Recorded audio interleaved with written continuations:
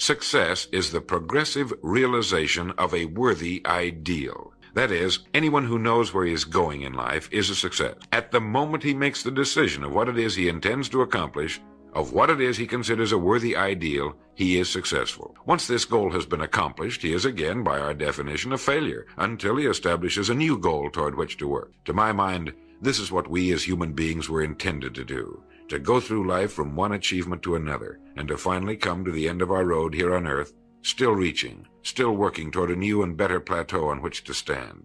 For this is to live and live completely, to know as much as we can know, to serve as much as we can serve, to accomplish as much as we can accomplish. Well, since success is the progressive realization of a worthy ideal, why are we faced with only 5% who can be called really successful? Because the best estimates available tell us that only about 5% will ever decide upon and define the one thing they want. One thing, because we can only do one thing at a time. To my mind, the story of a person's life is the story of a quest, a search to which he devotes his life. We know that the happiest people on earth are those who know exactly what it is they seek and set boldly out to find it. And while we're all dreamers, the fortunate ones are those who have found a dream so exciting and worthwhile that they'll devote a part or all of their lives to making that dream come true. But while all dream, by far the great majority, that 95%, never realizes that a persistent daydream is often the point on which we should set our compass, the place toward which it is meant for us to journey. The tragedy is that the great majority shrugs off this built-in direction finder and returns to the wide, visible, well-marked road in life which they feel must be the best road because it carries the heaviest traffic. Well, let's make this point clear. The road in life with the heaviest traffic is not the best road to follow, for it is the road of the 95%. It is the road with no more opportunity and with 19 times as much competition. Let me very briefly tell you how I got started on this business of making a study of people and why they wind up the way they do. I spent nearly 20 years looking for the secret to achievement. I didn't know it was older than the pyramids and had appeared in more than 50 million books. It started in 1933 during the last Depression for me. I was bothered by the difference that existed between what I had been told and what I could see around me. For example, I had been told that man was God's noblest creature and had dominion over all the earth and all its other creatures. I knew this was true, but in my neighborhood the creatures were eating better than we were, and I wanted to know why so many were poor when there was such abundance on the earth. They had no money, but there was still as much as there had been a few years before. Where it had gone? They had little education, yet education was on every side of them. They had very little food, yet it was raised in abundance. They lived in inadequate and ugly dwellings, yet there were good homes for sale. Well, it was apparent to me that these people didn't have the answer to the problem. They were good people, but they didn't have the answers. Here were people who were discouraged and confused in a world which should have been filled with challenge and excitement. It's true that we were in a period of general depression, but to the thinking individual, this represents another problem to be solved, another challenge to overcome. And to many, it was the thing that sparked their greatest accomplishments. I remember reading something once about discouragement. It was a fable about a devil's sale, and he had his many wares on display. There was the rapier of jealousy, the dagger of fear, the strangling noose of hatred, each with its high price. But on a purple pedestal, gleaming dully in the light, was a worn and battered wedge. This was the devil's most prized possession, and it was not for sale, for with it alone he could stay in business. It was the wedge of discouragement. Well, as I remember it, the people in my neighborhood were a pretty discouraged lot. Now, discouragement can only come from one of two things. One, a lack of information, or two, a situation over which we can exercise no control. It is very seldom that we're faced with number two. Almost all discouragement can be traced to a lack of information. If you find yourself falling from the top of a high building, you could justify discouragement, but it can be traced to your having made the fatal step, and that was a lack of information about the law of gravity. When I asked these people why we were in the fix we were in, they did a very human thing. They blamed other people. They looked everywhere for the answer except where it really was, within themselves. These were the 95%. And I decided to find out just what it was that separated the haves from the have-nots, not just in a financial sense, but in every sense. I found the answers in books written by great men. I found the answer in the Bible. Why didn't these people of whom I speak know the answers? They didn't read good books. They didn't read the Bible. Everyone owned one because it was fashionable, like a set of Shakespeare, but they didn't read that either. They were discouraged because they lacked information. They didn't know the rules of this game called life, and they had been checkmated, without haste, but without remorse.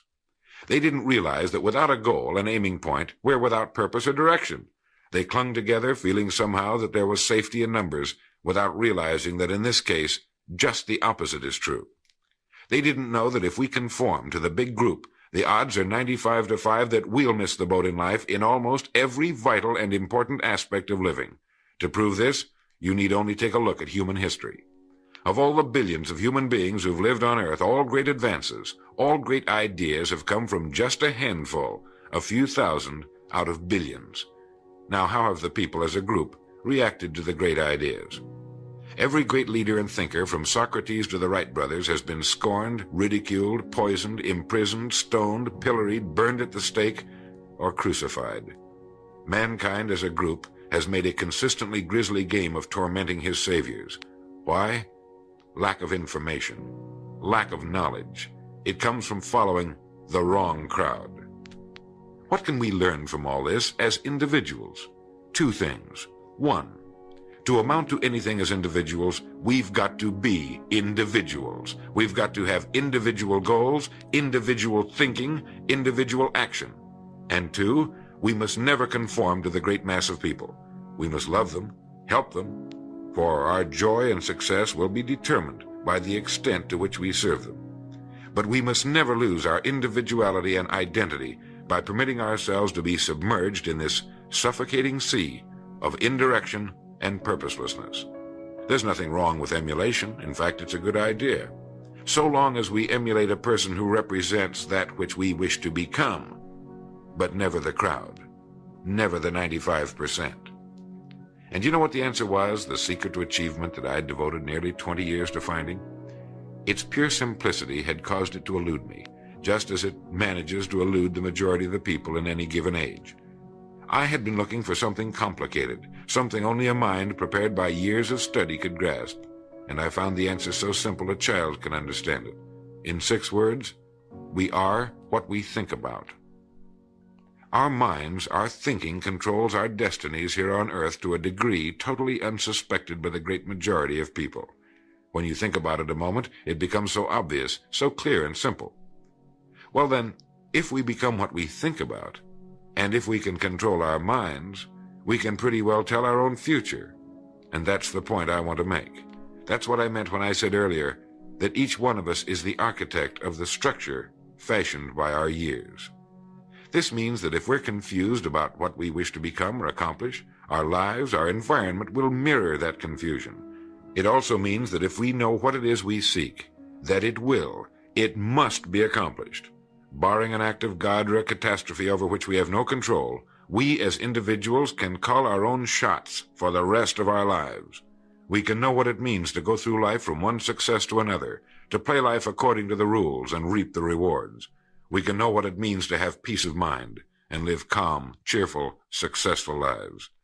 You are at this moment the sum total of your thoughts to this point, for there is nothing else you can be. And 5 years from now, you can be and have anything you set your entire mind and heart upon. Turn this record over now, and let me tell you of a way you can use this law to accomplish more in 5 years than the average person does in 40. Succeeding in life has always been a matter of doing that which the great majority does not do. Now let's keep this in mind as we get into this business of goals. It isn't that I want to make an invidious comparison between the 5% and the 95%, not at all. That's just the way it is. And if we don't recognize it, it will be to our cost. At the beginning of this record, I made the statement, if you can tell me what you want, I can tell you how to get it. You see, the trick is not in achieving our goals, it is in establishing them. A ship would never leave a harbor if it did not have a destination. An industrial plant would never open its gates if it did not have a product or a purpose. Football would not be played without goalposts, nor would baseball without a home plate. Every business operates for a purpose. Every game has a reason. Getting back to the analogy of our ship, if you were to climb to the navigation bridge and ask the captain the name and location of his next port of call, he would tell you immediately. There's not the slightest doubt in his mind. Can you tell anyone your destination just as quickly and in one sentence? The captain of the ship knows that he can arrive at only one port at a time. He knows that it's impossible to arrive at 2. Do you know that? He also knows that his destination will be invisible for fully 99% of his voyage, but he knows it's there, and that he'll reach it, barring an unforeseen catastrophe, if he will just keep doing certain things a certain way every day. One fine morning his destination will appear on the horizon. He'll sail into port, his voyage successfully completed. When his business has been accomplished, he'll then sail to another predetermined port of call, and this will take him and his ship from one success to another for the rest of both of their lives. By understanding that he can reach only one port at a time, the owner of a ship can, in the short space of a very few years, reach hundreds of ports successfully. There'll be problems, lots of them, but they'll be solved, and the ship will steam its solitary course over the deep oceans of the world, devoting its life to accomplishing its mission and contributing its share to the welfare and economy of the world. Men and women who follow this sensible, obvious, and meaningful way of life will do the same. But the paradox is that most are like ships without rudders. They're subject to the whims of wind and tide. And while they hope they'll one day arrive in a rich and bustling port, you and I know that for every narrow harbor entrance, there's 1,000 miles of treacherous and rocky coastline. The chances of their just drifting into port are 1,000 to 1 against them.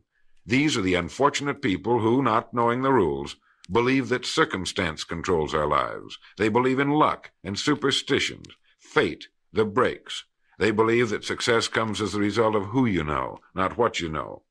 And while they cling to their false alibis, life passes them by, for the rules of life are just, and they are checkmated, without haste, but without remorse. Now what about you? Remembering that the definition of success is the progressive realization of a worthy ideal, what's the ideal toward which you are working, now, today, yesterday, and tomorrow? Can you write it in one sentence? Is your goal sharply and clearly defined? Now, for a moment, let's return to the message in your booklet, Opportunity Unlimited. It reads, "Within each of us burn two unquenchable ambitions, to serve importantly and to gain financial independence." The first of these two desirable goals you've already achieved by being in the World Book Childcraft Organization. Now let's take a look at the second ambition, financial independence. I mentioned on the first side of this record that I could tell you how you could be and have anything you set your mind on in 5 years. To better understand this, you must examine one of the most overlooked facts in the world. It is that every job, no matter what it may be, holds somewhere within itself the key to everything we want in life, the key to greatness. But we must look for it, and we must think.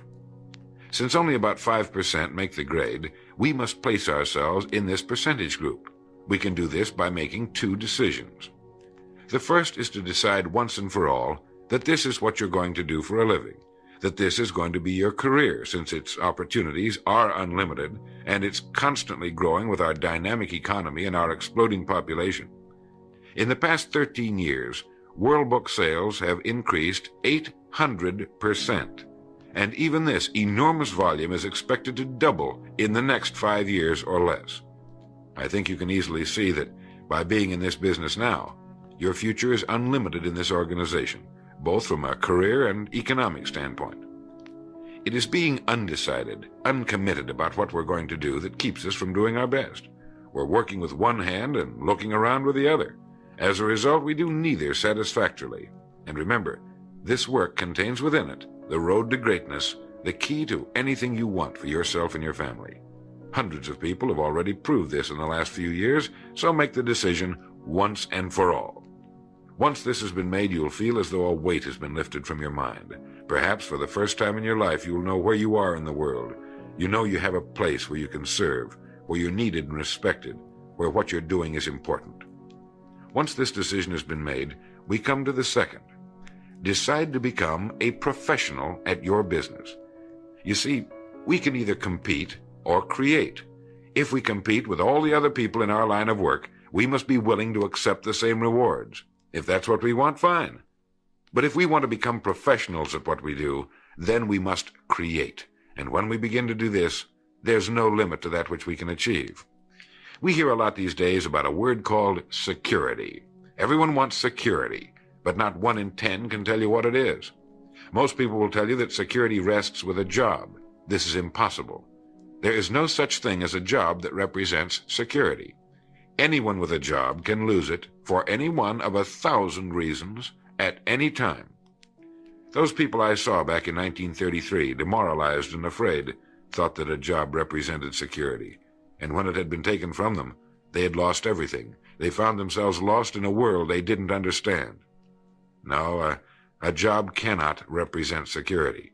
There is only one place on earth you can find security, and if it isn't there, it isn't anywhere. It's inside of a person, never outside. If a man has security inside, where it belongs, his wife and children can feel it when he sits down to eat with them, and they're warmed by it. If a man has security inside, where it belongs, you can see it walking down the street, and you can feel it when he enters a room. That's security, and you can't take it away from him. You can take away his money, his home, everything but a wife who's willing to start over, and most of them are, and drop him anywhere in the country. Go back in a year, and he'll be doing just as well as when you found him the first time. You can't keep a good man down, no matter what you do to him. Like cream on milk. You can shake it all day, but just set it down for a while, and it'll bounce right to the top again. This man or this woman has security, where it belongs. And do you know where it comes from? It comes from doing what we do for a living surpassingly well. It comes from being a pro in a world of amateurs. Becoming a pro isn't difficult. It comes from knowing what to do with time. It comes from knowledge, planning, and working. First, knowledge. This means learning everything we can about what we sell, about World Book, Childcraft, and our sales material. Learning everything we can about people, since that's who we sell, and learning everything we can about selling, since that's our profession. What we sell, who we sell, and how to sell. Those three subjects would fill a large library, but we can take things one at a time, and by devoting an hour a day to study, we can become outstanding professionals in 5 years or less. And it's the professionals in this business who can write their own tickets, good times or bad. They can live where they choose, and being professionals, work when they choose. Second, planning. This means writing down the specific goal we're now working toward. It means writing in detail about the first port of call we want to reach, realizing that we can only reach one at a time. It means selecting the income we feel will represent financial independence to us.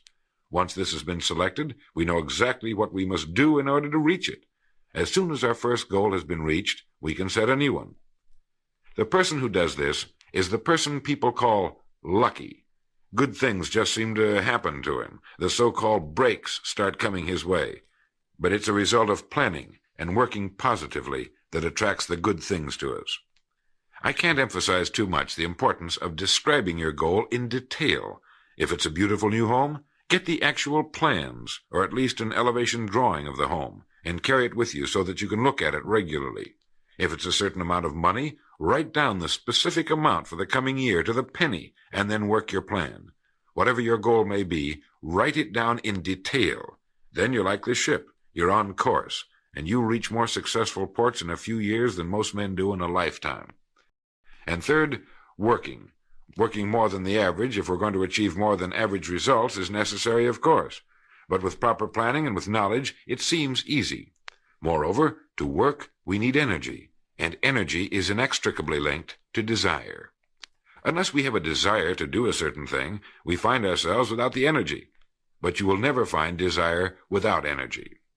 Once our goal has been crystallized in our minds and we realize that we become what we think about, our doubts vanish as to whether or not we can achieve our desired ends, and with the picture of our dream in our mind, we have abundant energy. Let me quote from William James' essay on vital reserves. Compared with what we ought to be, we're only half awake. Our fires are damped. Our drafts are checked. We're making use of only a small part of our possible mental and physical resources. Stating the thing broadly, the human individual thus lives usually far within his limits. He possesses powers of various sorts which he habitually fails to use. He energizes below his maximum, and he behaves below his optimum. And then he wrote, excitements, ideas, and efforts, in a word, are what carry us over the dam. He goes on in this excellent essay to point out that we have deep reservoirs of abundant energy that we habitually fail to use, and that by pushing past the first false feeling of fatigue, we will find an exhilarating second wind that will take us to our goals. This is why in studying the lives of the world's great men and women, we find they seem to be indefatigable. Work meant nothing to them, because what they were doing, where they were going, filled their entire worlds. Frequently, people find it difficult to establish a goal toward which to work. Realizing that we cannot be successful without a goal, here's a good way to solve the problem. Get off by yourself and where you can think without being disturbed. Then write on a sheet of paper a complete description of the person you would like to be and the things, in being this person, you would have. Once this has been done, start acting the part of the person you wish to become. Carry as often as you can a clear mental image of the person you want to be and begin to be that person. Soon this will become so knit with habit it will lead you without fail to the goal you seek. You see, when you begin to do this, you're using your greatest power, your mind, and you will become what you think about. Some time ago I was flying west and reading a copy of a television play by the 3-time Pulitzer Prize-winning playwright Archibald MacLeish. The play was The Secret of Freedom. Suddenly I read a line that shook me to the soles of my feet, and for a long time I stared out of the window, thoroughly digesting the line I had just read. Here is that line. The only thing about a man that is a man is his mind. Everything else you can find in a pig or a horse. Think about that line until you know what it means. The only thing that sets us apart as human beings is our divine minds. Everything that means anything to us, our love of our families, our faith, our dreams, our talents and abilities, our religion, everything we know, is connected to us solely through our minds. Our minds represent our hope and our future. Yet, as a rule, it is the last place the average person will turn to for help. Your mind contains riches beyond belief, but you must prospect this rich and largely unexplored continent. And the only way it can be prospected is by systematic study and systematic thinking. Your mind is like a muscle. It will develop only to the extent that you use it, no more. By devoting an hour a day to study, you're building your mind into a powerful and creative servant. If you only do this 5 days a week, it comes to 260 hours a year. That's 1,300 hours in 5 years, or the equivalent of 162 8-hour days devoted to study and research. Believe me, if you'll do this, in 5 years you'll be one of the most accomplished professionals in your field, and you'll have the world on a string. You will virtually be able to write your own ticket. The average man works 8 hours a day, about 50 weeks a year, for 40 years. That's time enough to become great at anything. The time will pass anyway. We might as well reap the rewards. A set of rules for this game of life that cannot fail to take us to where we wish to go. The first and most important thing to remember is the rule that controls our life. We become literally what we think about. This means that we must establish a worthwhile goal toward which to work, a goal that will occupy our minds most of the time. This goal should be written out or illustrated. We should look at it and restate our purpose every morning, every night, and as many times during the day as we can. We must fully understand, emotionally as well as intellectually, that whatever it is we set our heart upon will become real in our lives. We must also remember the law that lies as the basic foundation for all economics and personal well-being as well. Our rewards will be in exact proportion to our service, and if we want to get into the top 5% of the people, we must often cut ourselves away from the effects of our environment and become individuals with individual goals, individual thinking, individual actions. We must realize that our daily work contains more opportunities than we could develop in a lifetime, and that our job contains within itself the key to greatness, the road to everything we could possibly want in life for ourselves and our families. We must realize, too, that security can be found in one place only, inside of us. If it isn't there, it isn't anywhere. And the only road to security lies in doing what we do for a living, surpassingly well.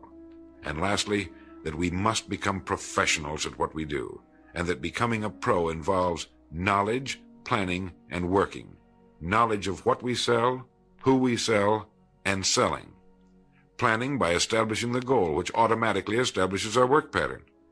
The great salesman is like the great golfer. It looks easy the way he does it, because it is easy the way he does it. But it took time, dedication, and work in its accomplishment. Is it worth it? You bet it is. P.G. Hamilton once wrote, "Let's be different.